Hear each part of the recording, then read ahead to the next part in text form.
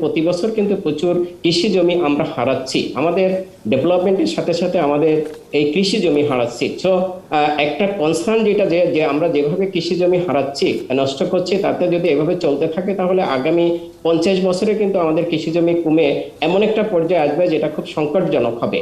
জাতিসংঘের খাদ্য ও কৃষি সংস্থা FAO তাদের এশিয়া এবং প্রশান্ত মহাসাগরীয় অঞ্চলে খাদ্য নিরাপত্তা এবং পুষ্টি পরিস্থিতি প্রতিবেদন 2021 সেটি প্রকাশ করেছে এবং সেখানে বলা হয়েছে বাংলাদেশের 5,20,00,000 মানুষ মাঝারি কিংবা তীব্র খাদ্য নিরাপত্তা ঝুঁকিতে রয়েছে।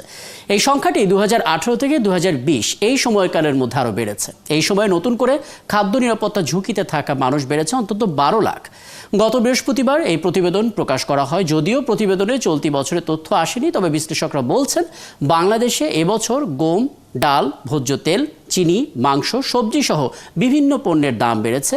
আগে থেকেই বেশ চড়াও ছিল চালের দাম, ফলে মানুষের কষ্ট আরও বেড়েছে। সরকারের তুলনামূলক কম দামে চাল, আটা, ডাল, ভোজ্য তেল এবং চিনি বিক্রির দোকানে মানুষের যে দীর্ঘ লাইন, সেটা এরই প্রমাণ দেয়। দেশে প্রচুর খাদ্য উৎপাদনের তথ্য থাকলেও বিশ্লেষকদের তথ্য অনুযায়ী চাল আমদানিতে বাংলাদেশ হয়েছে বিশ্বে দ্বিতীয়। গবেষণার যে তথ্য, বাংলাদেশের 5,20,00,000 মানুষ মাঝারি এবং তীব্র খাদ্য নিরাপত্তা ঝুঁকিতে রয়েছে। তাহলে প্রশ্ন হচ্ছে, মোট জনশক্তির হিসেবটি মাথায় রেখে আমরা কতটা খাদ্য পুষ্টিতে স্বয়ংসম্পূর্ণ হলাম? আমরা একটু গভীর আলাপ করতে চাই। আমরা পেয়েছি ঢাকা বিশ্ববিদ্যালয়ের স্বাস্থ্য অর্থনীতি ইনস্টিটিউটের অধ্যাপক সৈয়দ ডক্টর আব্দুল হামিদ। এ পর্যায়ে আমাদের সঙ্গে যুক্ত হচ্ছেন তিনি। অধ্যাপক সৈয়দ ডক্টর আব্দুল হামিদ, আপনাকে স্বাগত জানাচ্ছি সংবাদ বিস্তারে। বোধ করি আপনি আসলে জাতিসংঘের এই প্রতিবেদনটি দেখেছেন এবং সেখানে বলা হয়েছে যে এশিয়া এবং প্রশান্ত মহাসাগরীয় অঞ্চলের যে পরিস্থিতি, পুষ্টি পরিস্থিতি, তাতে বাংলাদেশের 5,20,00,000 মানুষ মাঝারি এবং তীব্র খাদ্য নিরাপত্তা ঝুঁকিতে রয়েছে। আপনি তেমনটা মনে করেন কিনা, নাকি ভিন্ন মত পোষণ করবেন? দেখুন, যেহেতু এটা FAO একটা রিপোর্ট, FAO নিশ্চয়ই রিলায়েবল ডাটা নিয়ে এই কাজটা করেছে এবং এটা যেহেতু অন্যান্য দেশেও তাদের এই রিপোর্টটা করে থাকে, সো এটা ইন্টারন্যাশনাল রিপোর্ট। সো এটা অনাস্থা রাখার সুযোগ নাই। তবে আমি মনে করি যেটা, সেটা হলো যে আমাদের জাতীয়ভাবে যদি একটা বড় স্টাডি করে এটা দেখা যেত যে আসলে আমাদের পরিস্থিতি কি, তাহলে হয়তো এখানে আমরা আরেকটু ভিতরে ঢুকতে পারতাম। সো আমি সংশ্লিষ্ট কর্তৃপক্ষ যারা আছে তাদেরকে রিকোয়েস্ট করবো, যেহেতু আমাদের গত 2 বছর ধরে করোনা পরিস্থিতির ভিতর দিয়ে গেছে এবং আমরা জানি যেটা যে করোনাতে আমাদের খাদ্য উৎপাদন কমে নাই, কারণ আমাদের কৃষি এফেক্টেড হয়নি, বাট মানুষের আয় কমে গেছে, নতুন করে দরিদ্র লোকের সংখ্যা বেড়েছে। সো খাদ্য সংকট তাদের কাছে হবে, এটা স্বাভাবিক, কিন্তু কতটা সেটা আমার মনে হয় একটা বড় ধরনের সামগ্রিক যদি স্টাডি করা হয় তাহলে সেখান থেকে হয়তো চলে আসতে পারে। সেক্ষেত্রে একটু বলবেন, 18 কোটি মানুষের, কম বেশি 18 কোটি মানুষের দেশ এটি, এবং খাদ্য পুষ্টিতে স্বয়ংসম্পূর্ণতা অর্জন করেছে এই ছবিটা যখন আমরা বলি, তখন আসলে সেই ছবিটা কেমন হয়, কি ধরনের হয়? কারণ উৎপাদন, বিতরণ, আমদানি, একটা সমন্বয় পরিকল্পনা তো প্রয়োজন নিশ্চয়ই। সেটা আসলে কতটা হচ্ছে, কতটা আমরা করতে পারছি?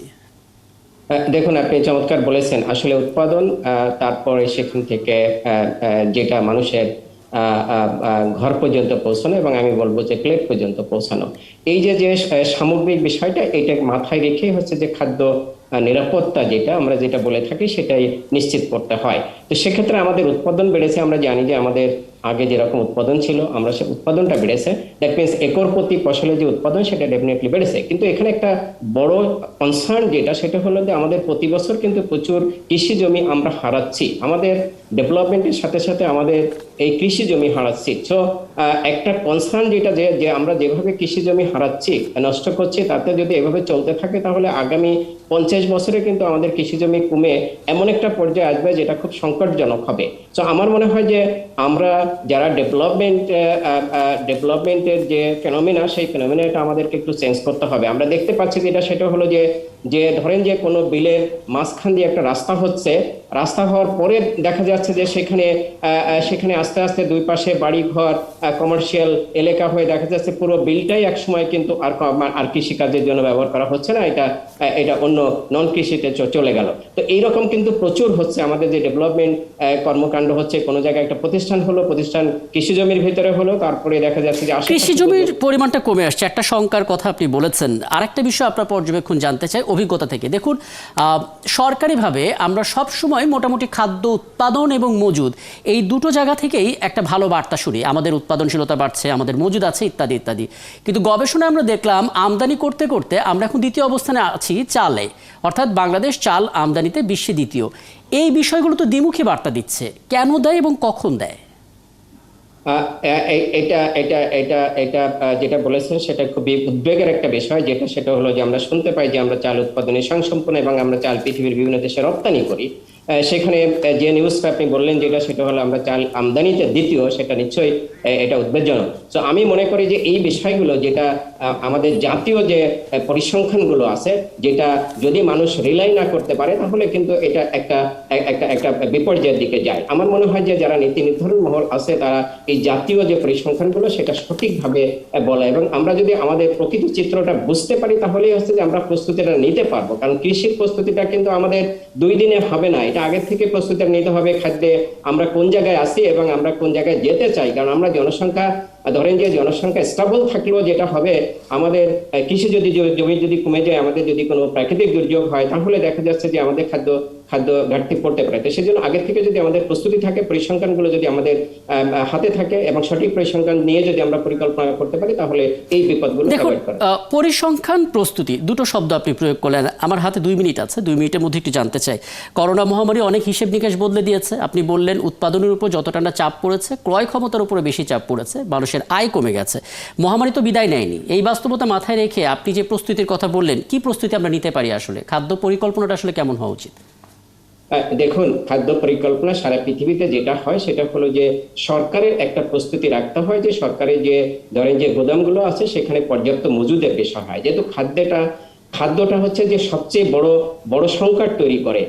এটা মানুষ অন্য যে সংকটগুলো সেটা হয়তো 2, 4, 5 দিন অপেক্ষা করে হয়তো মোকাবেলা করা যায়, কিন্তু খাদ্যের সংকটটা কিন্তু একটা জাতিকে এবং একটা সরকারকে কিন্তু প্রচন্ড নাড়া দিয়ে যায়। তো আমার মনে হয় যে এই জায়গাগুলোতে যে সরকারের যে গোদামগুলো আছে সেখানে যেন পর্যাপ্ত খাদ্য মজুদ থাকে, এবং এই মজুদের সাথে আমরা যেটা জানি সেটা হলো যে কৃষকদের কাছ থেকে যখন এটা সংগ্রহ করা হয় তখন যেন তারা ন্যায্য মূল্যটা পায়।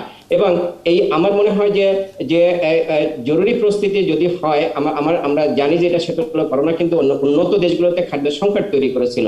তো আমাদের মতো কৃষি প্রধান যে দেশগুলো আছে সেটা কিন্তু করোনাকালে আমরা মোটামুটি একটা অ্যাডভান্টেজ অবস্থায় ছিলাম। তারপরে আমি যেটা মনে করি সেটা হলো যে আমাদের ক্ষেত্রগুলো তৈরি করে রাখতে হবে, যদি খাদ্য সংকট হয় তাহলে আমরা কোন জায়গা থেকে এই চাল বা অন্যান্য যে সমস্ত একদম নিত্য প্রয়োজনীয় জিনিস আছে সেই জায়গাগুলো থেকে আমরা আনতে পারি। আমরা জানি যে আমরা ভারত থেকে আনি, মায়ানমার থেকে আনি। তো আমার মনে হয় যে এরকম আরো কিছু ক্ষেত্র বা আরো কিছু দেশ যেখানে আমাদের রেগুলার এই আমদানিগুলো করি তাদের সাথে একটা সম্পর্ক রেখে যে যদি আমাদের প্রয়োজন হয় তাহলে সেখান থেকে যেন আমরা দ্রুত আনতে পারি। তো এই ব্যবস্থাটা নিলে আমার মনে হয় যে আমাদের যে সংকট আছে সেটা, তবে আমি যেটা মনে করি সেটা হলো যে আমাদের উৎপাদন সে উৎপাদন বজায় রাখার জন্য সর্বোত্তম চেষ্টা করতে হবে, এবং যে কোনো পরিস্থিতিতে সেটা মহামারী হোক, সেটা প্রাকৃতিক দুর্যোগ হোক, যেন আমরা আমাদের যে রাষ্ট্রীয় যে মজুদ আছে সেই মজুদটা যেন মজুদ ভান্ডারটা যেন সমৃদ্ধ থাকে, যাতে আমরা এই সংকটকালে অন্তত এই ঘাটতি মোকাবেলা করতে পারি। আপনাকে অনেক ধন্যবাদ আমাদেরকে সময়টা দেওয়ার জন্য। আমাদের সঙ্গে ছিলেন এতক্ষণ ডক্টর আব্দুল হামিদ, তিনি স্বাস্থ্য ইনস্টিটিউট, ঢাকা বিশ্ববিদ্যালয়ের স্বাস্থ্য অর্থনীতি ইনস্টিটিউটের অধ্যাপক, এবং আমরা জানার চেষ্টা করছিলাম জাতিসংঘের যে গবেষণা প্রতিবেদন, বাংলাদেশে 5,20,00,000 মানুষেরও বেশি কিন্তু মাঝারি এবং খুব তীব্র মাত্রার খাদ্য ঝুঁকিতে রয়েছে। ঝুঁকিগুলো কি আসলে সেটা জানার চেষ্টা করছিলাম। এ নিয়ে আলাপ আপাতত এ পর্যন্তই দর্শক।